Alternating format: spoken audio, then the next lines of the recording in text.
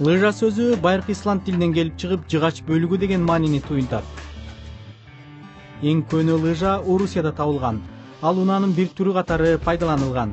Бүгүнкү күндө лыжа көбүнчө спортто жана эс алууда пайдаланылат. Көптөгөн материалдар бышыктыгын, туруктуулугун жана ылдамдыгын арттыруу үчүн колдонулган. Тоо лыжалар адатта түптүз болуп, ашыкча көзөмөл менен катуу ылдамдыкты тартуулайт. Кайчылаш жердин лыжалары салмакты лыжага салууга шарт түзүп, калың карда оңой жылууга көмөктөшөт. Башы кыйшыгыраак болгон кыска лыжалар салалом жарыштарында лыжачыларга тик бурулуштардан оңой өтүүгө шарт түзөт. Табигый кыйшаюу менен лыжачы айлануунун оор түрүн аткаралат.